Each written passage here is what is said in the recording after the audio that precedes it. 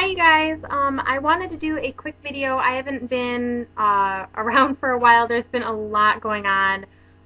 If you hear a little bell in the background, it's because we have a new kitten, and I recently got engaged. So there's been a ton going on, and we're actually getting ready to go to Chicago to visit some extended family this week for Thanksgiving. So I have been all over the board. And work's extremely busy, so that's why I've been missing, in case any of you out there have wondered and are curious why I haven't made a video in a while. With Thanksgiving being around the corner, and then after that would be the holiday season, I shop early, and I am already starting to wrap because I think it's easier when you can just sort of wrap maybe one or two as you go. You can see I have like some other stuff. I have a couple of sort of like extended nieces and everything, and I'm getting them little makeup bags and little trinkets and everything. But I thought, you know, I've had a lot of people say that like getting sharp corners and sides to their, I mean, it's not 100% perfect, but you know, it's good enough, I think. Some people have a difficult time wrapping presents, so I thought, well, I'll just show you what I do, and then maybe that'll help. So if that helps, great. If not, and you think this isn't, you know, 100%, I'm not a professional wrapper or anything. I'm just saying, you know, this is something that I do. This is already pre-trimmed. I've already done one corner, obviously, so here's this. I've already wrapped that. Typically, you can, most people don't have a problem with getting this to be a clean line. Just one little tip is, instead of having just a raw edge, like where your actual scissors have cut the paper, I fold it over once, maybe about an inch, so I have a little extra paper, so there's like a clean seam. So if that was like the equivalent on, you know, this roll, well, say this is the edge that I'm talking about, I actually fold it like that to have a cleaner edge so you don't see any jagged lines from the scissors themselves. But anyway, so I'm at this stage. I have one corner done, just for, you know, purposes of just having it ready to go. And then you can kind of see what I'm doing here. Now this, sometimes you need to just measure out your box and realize that, you know, if you have some hanging off the edge, I sort of gently push down on the paper, and when I gently push down, I see how, if this is folded way over and there's like a bunch sticking out and it's too long, I just trim and get rid of the excess so it's pretty close to the size of the side of the box. So anyway, with that being said, it's pretty close to the size that I want it. I think it'll be alright. So what I do is I kind of fold it down, and because this is a weird angle, I'm sorry, it may not be 100%. It doesn't have to be perfect, but it keeps it pretty clean.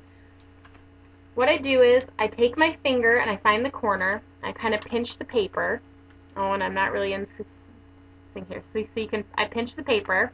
I'll push this back a little. And I run a finger down this corner, and so that it's a point. That's right straight with the box. And then this kind of forms a triangle. And so I sort of pull on it. So now you can see it's really stiff. Here, I'll pull it closer so you can see it.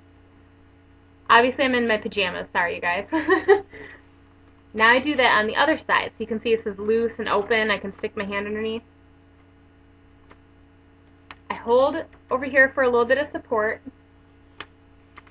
push down, and now you can see why you need to trim the paper in advance, so that way it's not all sticking out. You won't get this effect if you have too much paper. So there you go. And I do the same thing. I just make it a crisp line. Now you have sort of like this little triangle effect. And then all you do is, usually I'll hold a thumb if it's a decent sized box, where you can do it, just to keep that structure. And then you can kind of just guide your fingers along. So you just kind of go like this. And then while you hold that, press this down, so that way it's stiff. If you want to see what this looks like that. And then I do the same thing on this side. I sort of just guide it along loosely. Make sure this up here stays tight. That's where your big problem is. You just have to make sure all your sides are tight. And then run your finger along. Now if you have really sharp nails, be careful, you might rip the paper. So be gentle. Fold it flat. So now you have the point. And then you can kind of sort of spread it out with your thumbs to make sure it's nice and flat. One thing I bought a while ago are these Scotch tape guards, and what you can do is you can put them right on your finger or your hand like this, and so that way you always have your tape ready, so that way if you're holding something and you just need a quick pull tab, these are great. And actually I have found a lot of the refills for the tape, I think you get like packs of 3 refills, at like dollar stores, so I think the original was like $3.99 for the set, with the actual holder, and then you can get, you know, the refills for like $1, and you know, you don't go through them that quickly unless you really use a lot of tape. But anyway, here's where we're at, and it's ready to flip up. Now you could flip it up and just tape it over, but it'd probably go over the side here and onto the back. So what I do to make it look a little bit cleaner, and because this is striped paper, it's kind of fun and it gives it a fun effect, is I go about halfway down, flip it over, and you can see now how it all kind of lines up.